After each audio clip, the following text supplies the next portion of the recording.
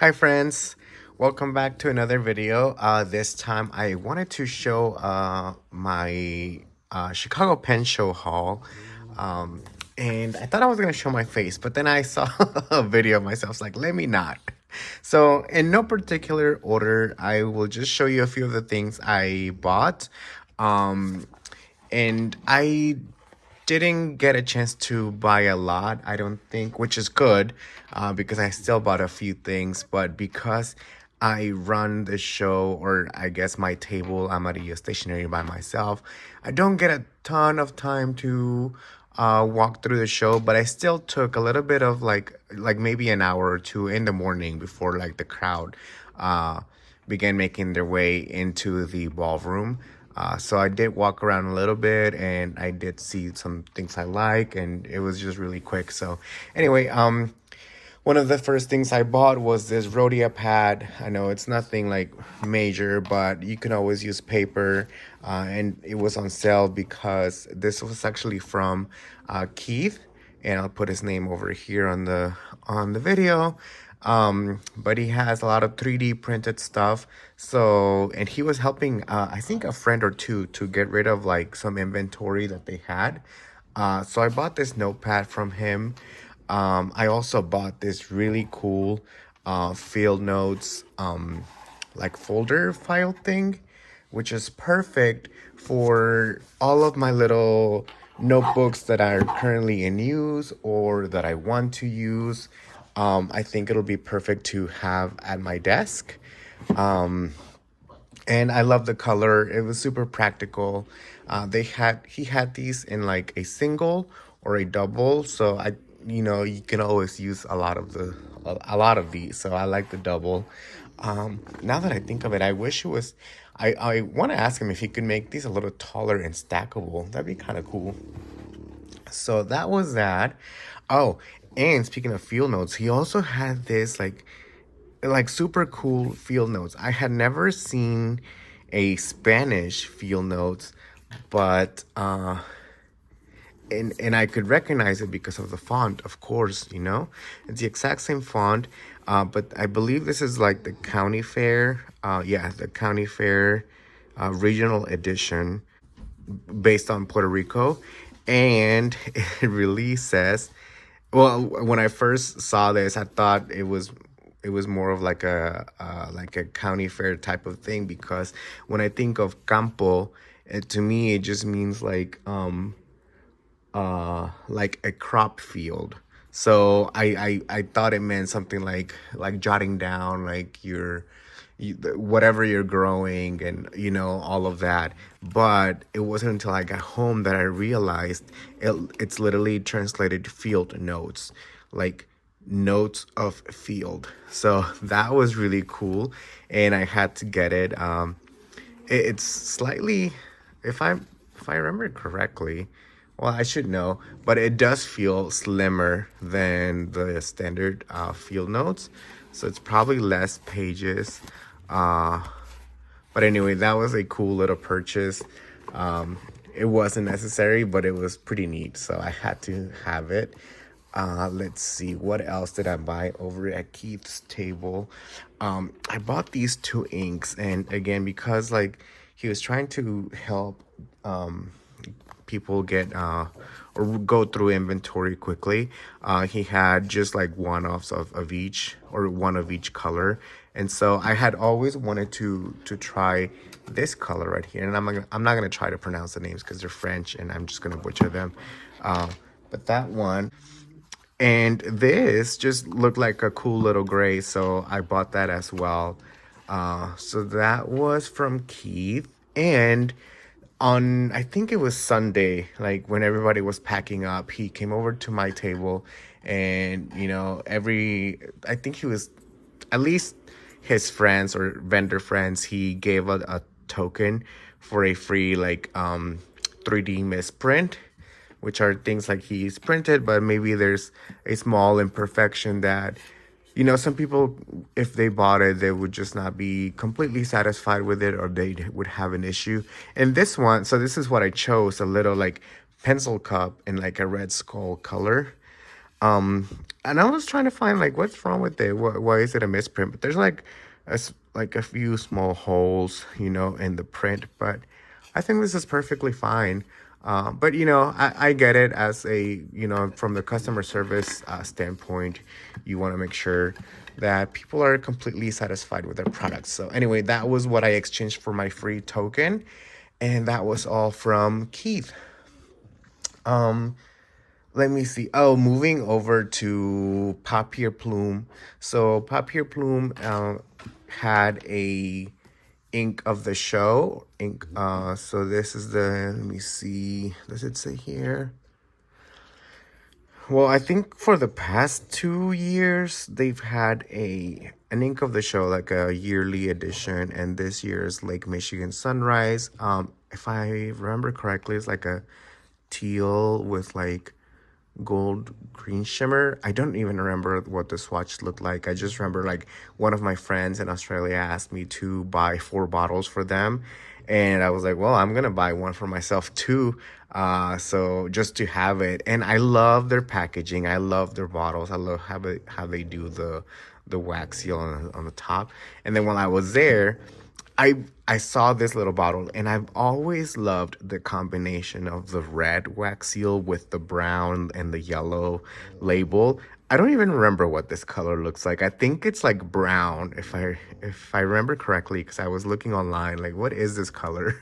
Again, I just bought it because it looks cool. Like the bottle is pretty neat. So that's what I bought. I bought actually 6 of these, and one was for April because she was busy over a plotter, and I had to get it for her. Let's see.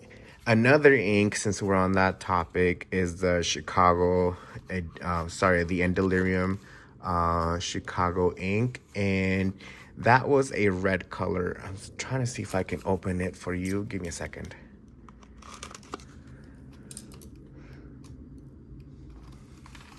Okay. So that is a red color. I did swatch it in a notebook because somebody had it open at the table when we were like chatting in the evening. And it was a really cool red, like, well, kind of like crimson, like blood red type of thing. So that was pretty neat. I liked that Enderilium did another color. And the folks at Enderilium were pretty awesome. I was chatting them up a bit because I'm interested in carrying their inks in my shop. So we'll be in talks soon. But yeah, this was pretty neat. I love their packaging as well. It's got a white mouth so you can fit whatever pen you need, even look like those big pens. So that was my other ink purchase. Let me see. I think I am done with inks. Let's move on to plotter. And I hope this all can fit. Yes. Yeah. Okay, this fits perfectly on the screen. So this is what I got done at plotter. So I took my existing A5 plotter because I don't think yet that I am ready for another plotter. I do want another one for my ink samples, but I think it would have to be the Bible size because of its size. Otherwise, the A5 would just be like incredibly big for my ink samples, or sorry, my ink swatches. So anyway, I went on, when was it? Friday morning. I think I was the first one there, like, to sign up for a slot to get my plotter painted. And yeah, it was pretty cool. I love how the green turned out. It's just really bold. It's my initials, Eric Gama. But that wasn't the only thing I bought at plotter. Oops. I also bought a few of their Chicago show edition, like I guess notebooks, right? Because yeah, so sorry, I can't remember what they were, but it looks like I bought 2 of. Oh no. Okay, so these 2 are like the gold and rose gold foil print of the map, and then this one is the plotter initial. And I apologize, I forget what kind of paper it is. I guess I can show you. Just excuse the noise, because I will end up using them anyway, so why not show you? Oh, look at that, friends. That's just beautiful. That's just So good. I forget the price, but it wasn't like it wasn't that bad. So these again, you can use them in your plotter or just as a standalone notebook, and then once you get a plotter down the road, you can just put your notes in there. So that's dotted. Let me see. Oh, this is so well made because if you look at these dots, like the ones on the edge, they all pretty much line up. They're all in the same spot. Which makes sense because since this isn't bound like a traditional notebook, when you bind things, it kind of shifts the grid on the inside a little bit. So that was pretty neat to see. So that was dotted. What is this? I know they were slightly different, so and there was one that I didn't get because I didn't know what I was gonna do with the third one. So this is this other layout, which is like perfect for, let's say, if you're, I don't know, like learning a new language and you put a word here and the meaning or something, or like maybe you're learning kanji and you write the kanji and you write what it is and ways to memorize it, or just, I don't know, I'd be curious to see how other people use it. Maybe it's a project and notes. So really cool. And a super small square grid. So that was pretty neat. And let me see, what is this one? This may be just dotted paper. Let me see. But that's so lovely. Okay, yeah, just dotted paper. So I love dotted pages. Dotted paper is the best. And it's like, oh, so nice, so good. So that's what I got over at Plotter. I definitely did not reach the $300 qualifier for the free mini plotter, but that's okay because I wouldn't know what to do with it. It was beautiful, yes, but yeah. And then one other thing that I got was there was a new brand of leather cases, and they were also selling Tomoe River notebooks. And I think I bought this like on Sunday because we were all like, they had to pack everything and they ship it back to Turkey.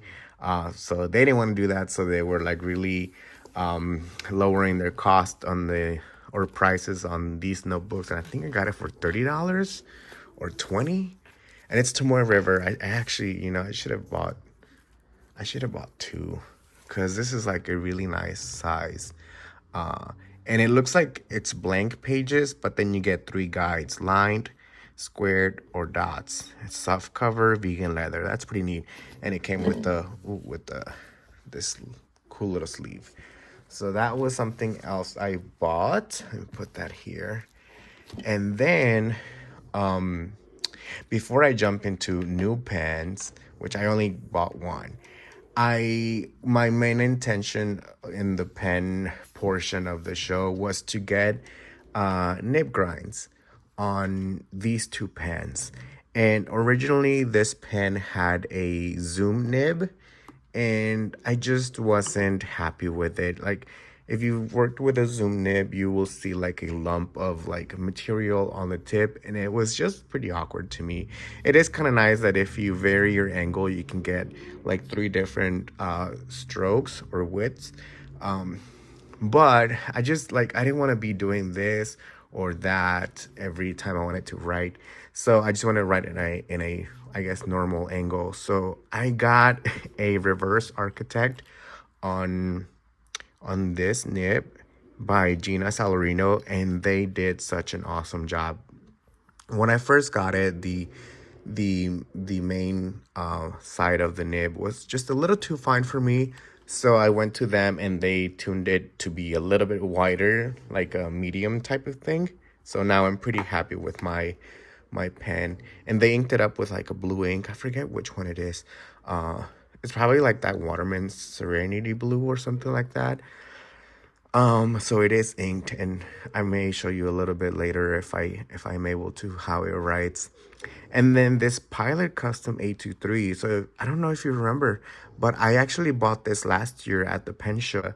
I don't know. I wanted the pen, and it was a good excuse to buy it, and I bought it from Atlas Stationers. And I bought a broad nib, and I found myself not using it much because I just wasn't enjoying the broad nib. It was like, I don't know, like, I don't know, it just wasn't something nice for me. So I had Gina again do a grind on this, and I got a cursive italic on this nib, and then I put my shop's Rosa Mexicano uh, ink, and I am in love with it. It's like pretty much fully loaded, and I can't wait to like ride it dry and then fill it up again with perhaps the same ink. And then I took this little guy. It's a little vintage pen. I'm not sure exactly what it is. But I had Gina tune the nib because it was just a little bit scratchy. I haven't inked it up. I had just been like dipping it in ink. So yeah, I think each nib grind is $50 and the nib tuning is 25. So that was 125 total for my pens, my existing pens, which is not bad. It's like really like getting a new pen. Like if you have a pen that you are not enjoying, go get a nib grind on it, and it like will completely change your experience with the pen. Sorry, I'm trying to like line that up nicely. Okay, and then last, but of course not least, is my new pen.